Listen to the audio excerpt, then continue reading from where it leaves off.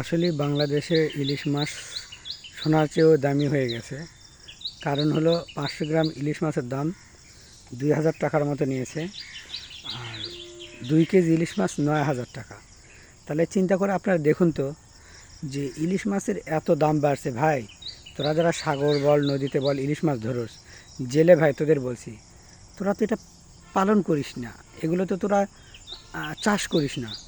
এগুলো কি তোদেরকে সার ফসফেট দিয়ে বড় করতে হয়, নাকি খড় করে দিয়ে খাবার দিতে হয়, নাকি এই পোনাগুলো ইলিশ মাছ কিনে তোরা চাষ করিস বলতো? তাহলে এত টাকা দাম তোরা কেন রাখিস?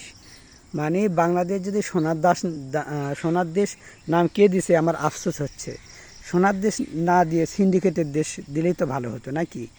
আমি চাই সোনার বাংলাদেশ চেঞ্জ করা হোক, হয়ে সিন্ডিকেটের বাংলাদেশ লেখা হোক। কারণ হলো এই দেশে তো সিন্ডিকেট দিয়ে সব কিছু চলে। চিন্তা করে দেখুন, আমরা যখন পুকুরে মাছ চাষ করি, হতে পারে সেটা অন্য যে কোনো মাছ, সেটা দেখা যায় 120 টাকা থেকে 200 টাকা কেজি পর্যন্ত পাওয়া যায়। অনেক রকম মাছ, ইভেন কি ইদানিং দেশি মাছও প্রচুর আকারে পুকুরে চাষ হয়, সেগুলোর দামও অনেক কম।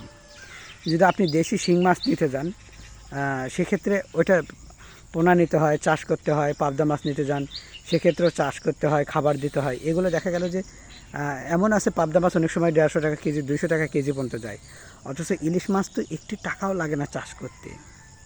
এটা আল্লাহর প্রদত্ত নিয়ামত, এটা ন্যাচারাল। নদীতে হয়, সাগরে হয়, নিজে নিজে হয়ে যায়। তাহলে এটা তো সহজলভ্য হওয়ার কথা। এবং এই মাছের যেহেতু জাতীয় মাছ ইলিশ মাছ আমাদের বাংলাদেশে, জাতীয় ওই জিনিস হয় যেটা সহজলভ্য, মানে সহজভাবে আমরা পাই। কিন্তু ইলিশ মাছ তো বাংলাদেশে কখনোই সহজভাবে পাওয়া পসিবল না। আমি দেখতেছি ইদানিং তো আরও না। এই যে জেলেদের জালে মনকে মন, টনকে টন ইলিশ মাছ ধরা পড়ছে, অবাক লাগে যে এই ইলিশ মাছগুলো কই যায়, আমি আজও খুঁজে পাই না। মানে চিন্তা করে দেখেন, বাজারে যান, ইলিশ মাছের প্রচুর দাম, প্রচুর দাম। মনে হচ্ছে যে স্বর্ণের চেয়ে বেশি দাম।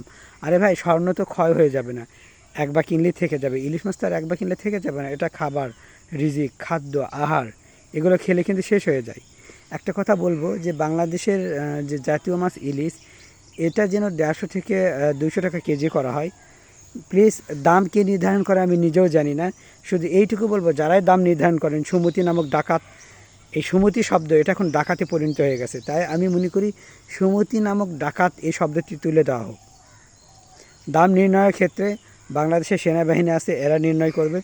আমার মনে হয় যে ইলিশ মাছের দাম অন্য কেউ নির্ধারণ করা ঠিক নয়, নির্ণয় করা ঠিক নয়। কারণ অন্য মানুষ যখন, এই জেলেরা যখন একটা সমিতি খুলে আর কি নির্ণয় করছে, দামগুলো ঠিক করে দিছে, তখন এটার দাম কিন্তু অনেক গুণে তারা করছে। শুধু দেখো ইলিশ মাছই না, যদি নদীর বোয়াল মাছ হয়, যদি নদীর কাতল মাছ হয়, বা রুই মাছ হয়, সেক্ষেত্রে কিন্তু অনেক দাম হাঁকায়। কারণ নদীর মাছটা, তার মানে দাঁড়ালো আমি টাকা দিয়ে যেগুলো চাষ করব, যার পিছনে আমার শ্রম যাবে, টাকা যাবে, সেই মাছগুলারই দাম পাবো না। কিন্তু যেটা আমি টাকা লাগবে না, মানে একটি টাকাও আমি যেখানে কি করি না, খাবার দেই না, আমি মাছ কিনে, সাগরের মাছ, নদীর মাছ, এটা তো আল্লাহ তাআলার নিয়ামত, এগুলো আমরা পাই। হয়তো ধরতে যতটুকু খরচ, কিন্তু এর বাইরে আমরা এই মাছকে বড় করার জন্য কোনো টাকা কিচ্ছু দিই না, খাবার দিই না। অথচ ফ্রিতে পাই, ফ্রি মাছেরই দাম বেশি। চিন্তা করা যায়? মানে বাঙালি কি উল্টাপাতে চলে ভাই? যে মাছ আমরা টাকা দিয়ে পুকুরে খরচ করছি, সার দিচ্ছি, খাবার দিচ্ছি, পরিশ্রম করছি, মানুষকে পাহারা দিতে হচ্ছে, তাই না? এত কিছু পরে দেখবেন সেই মাছগুলোর আমরা দাম পাই না, সেই মাছগুলোর দাম অনেক কম। অথচ নদীতে ইলিশ মাছ বলেন, রুই মাছ বলেন, কাতল মাছ বলেন, যে কোনো মাছ বলেন না কেন, এগুলো খাবার দেয় না, কিছু একটি টাকাও খরচ হয় না। শুধু আমি জেলেরা যতটুকু খরচ হয় মাছ ধরতে, এর বাইরে কোনো টাকা খরচ হয় না। তারপরেও নদীর মাছে প্রচুর দাম। কারণ ওই যে নদীর মাছের স্বাদ বেশি, মানে একটা না একটা তারা আনবেই। মানে উল্টো পথে চলছে দেশ। এই তো আমার সিন্ডিকেটের দেশ, আমাদের বাংলাদেশ সিন্ডিকেটের দেশ, উল্টো পথে চলে, সোজা পথে তারা হাঁটে না, বাঁকা বাঁকা, সিন্ডিকেটের দেশ।